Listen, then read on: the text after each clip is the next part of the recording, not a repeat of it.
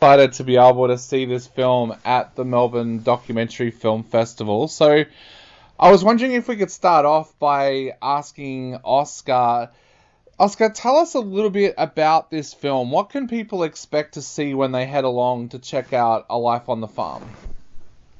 Sure. So what I can say is we very intentionally edited this so that the audience goes on the exact same journey of discovery as we did, and goes on exactly the same twists and turns at exactly the same time almost that we did. So this all kind of started, well, it started when the subject of the film, Charles Carson, was making his films in the 80s and the 90s, but I kind of get involved in the story in 2006. My late grandfather had passed away in the English rural county of Somerset. If any of your listeners have ever watched Hot Fuzz or Straw Dogs, you might kind of have an idea of where we're at in the UK. It's almost the equivalent of the American Deep South, I suppose, is the best way to describe it. Yep. So hopefully that sets the scene a little bit. So the family goes down to my grandfather's house, and we're going through his possessions, and my aunt finds this videotape, and she had this vague recollection of a neighbor of my grandfather's giving it to him, as he did to pretty much everyone in the village. So we sit down, I'm about 10 years old, and we're watching this Life on the Farm for the first time, this almost 2-hour feature-length home movie by this neighbor, Charles Carson, who we knew next to nothing about at this point. And then my dad switches off the tape halfway through. And then we moved house several years later and lost it. And it was stuck in my brain. I couldn't quite shake, one, what I had seen on the first half of this tape, and also what was on the second half that was so sort of inappropriate for a 10-year-old boy that my dad switched it off. So cut to about 2018, I've set up a production company with Dom, who's on the interview with us now, and Ed, who can't be here. We have a production company. We've graduated uni, the three of us. And I bring it up in conversation with my aunt, and she happens to mention, I wish you'd brought this up years ago. I have a copy. So I sit down for the first time in a decade, and I watch this incredible tape. And we've been marketing this as Monty Python meets the Texas Chainsaw Massacre. And it sounds like hyperbole, but it really isn't. I think Dom will agree. It is the best way to describe what is on this tape. It's the only way. Yeah, exactly. So, Dominic, tell us a little bit, what was your thoughts when Oscar first told you about this and then showed you the tape? Yeah, so I remember it was probably like 8 years ago or something then Oscar first told me and Ed about this and the contents of what was on the tape.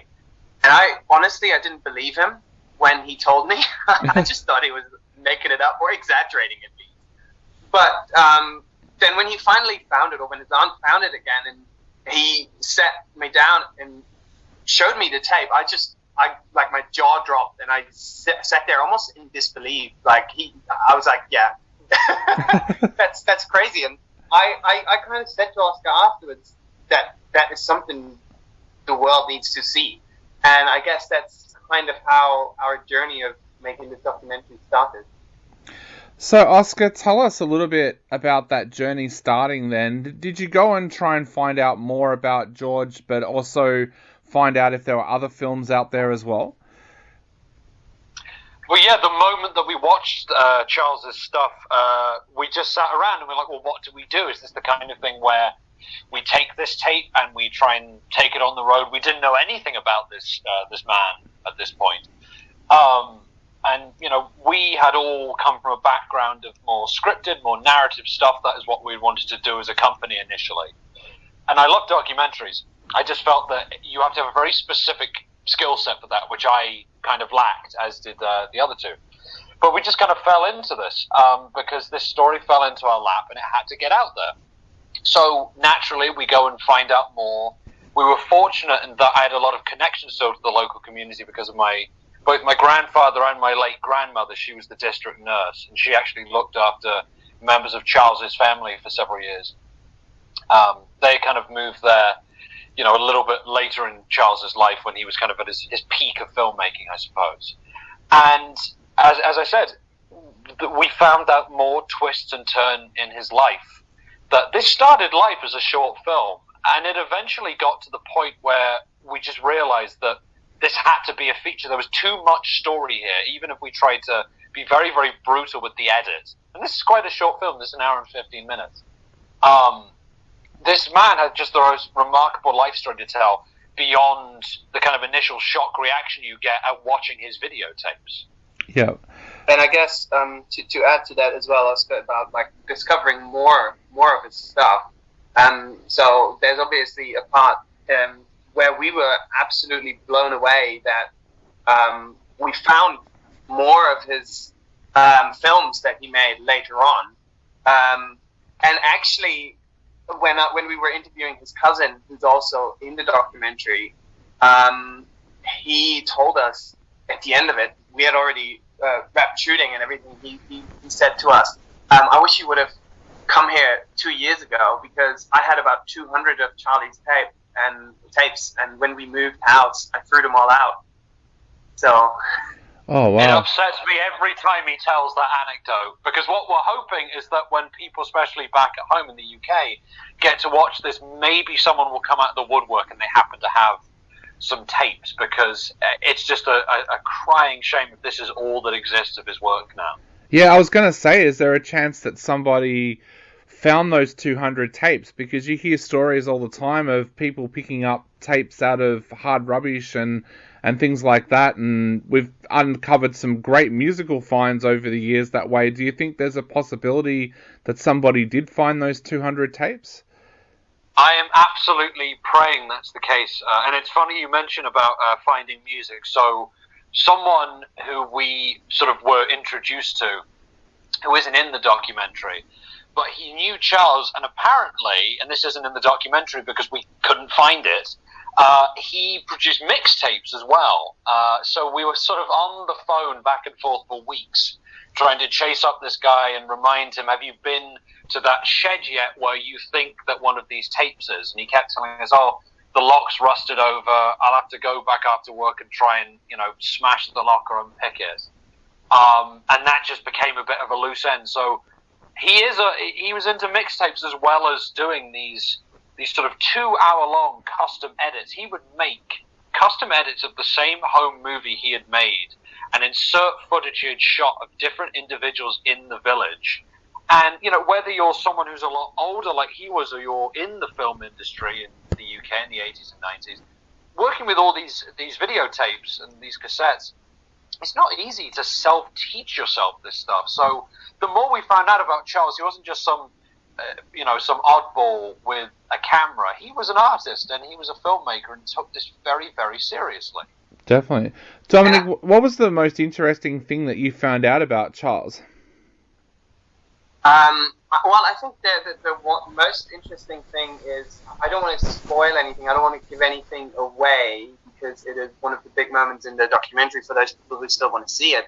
But he did submit his work to various competitions, to film, almost like film festivals or like video awards, and also to Channel 4. You've Been Framed, and all kinds of shows. And so just the what came out of those submissions is what surprised me the most, I want to say, or which I was kind of it's that's another one of those things. Basically, what we were just saying. Maybe there are those things. Someone has taped something that they've seen on TV and they realize this is some of Charles's work now, that we did so much trying to find all of his pieces that he submitted to various TV stations, and without any luck. But maybe that is still out there somewhere as well. So. And Dom makes a very good point there, because when we initially stumble across this and we're lacking context, your first thought, being a decent human being, is, was this stuff meant to be seen outside of a very small audience? And that was always sort of a moral quandary we had at the start of this. But the more we learnt about his life and the more of his work that we came across, it became very, very apparent. He was a showman. He was making this to share his life and his work with the world. A lot of people in the film make this point. If YouTube was around when he was still active and making these films, he would have been one of the original vloggers back in the early days of YouTube. You know, absolutely. He wouldn't have made all this stuff and custom edits for every villager in these little rural areas. And there's an anecdote in the film. He would give them to people sort of between 2 or 3 hours, and he'd say, right, I'll come back in a week and I'll quiz you on it to make sure that you watched it. And if they didn't pass his little test, he would say, right, hang on to it another week, watch it and make sure you can answer all my questions next time. And you don't do that if you don't want people to see your work. Yeah. So it was very obvious that this needed to have a second life, and it needed to live on, because that was the intention of the original artist. And we ended up ultimately bringing it to America. And then as we developed this and got financing everywhere from New Zealand and Norway to China and Italy, we had people watching his stuff and wanting to, help tell his story to the world. Definitely. So I guess this is a question for both of you, but I'll start with you, Dom. What would you like people to take away from this documentary after they've watched it at the Documentary Film Festival?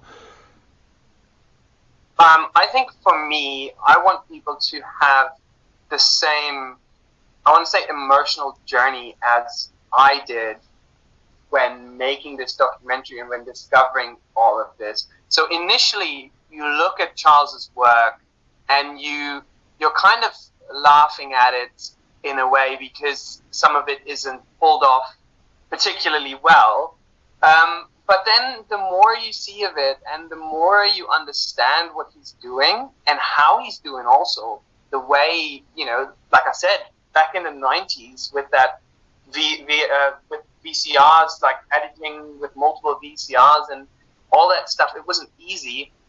And, just the passion that he put in this project, and also the kind of just generally understanding the human behind those videos. And that's kind of the journey that we take people on in the film as well.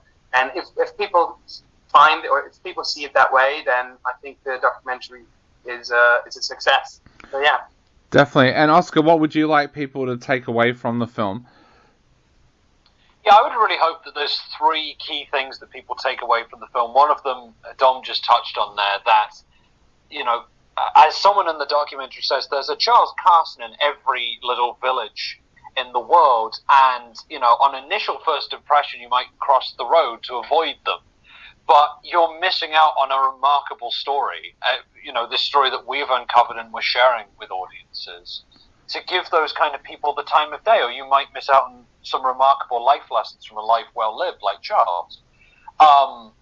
We really hope, and we've had some anecdotes from audience members who've watched this, that it really changes our attitudes towards death, because I don't want to go into too much detail, but some of Charles's attitudes towards death might be viewed as taboo when you initially watch this, but we have plenty of people in this film who sort of helped change our sort of mindsets on this. And Charles is actually a pioneer in what is now called the death positivity movement. And up until sort of the last 200-300 years, what he was doing and how he approached life and death was perfectly acceptable. It's only in the last 200-300 years with a more conservative Christian output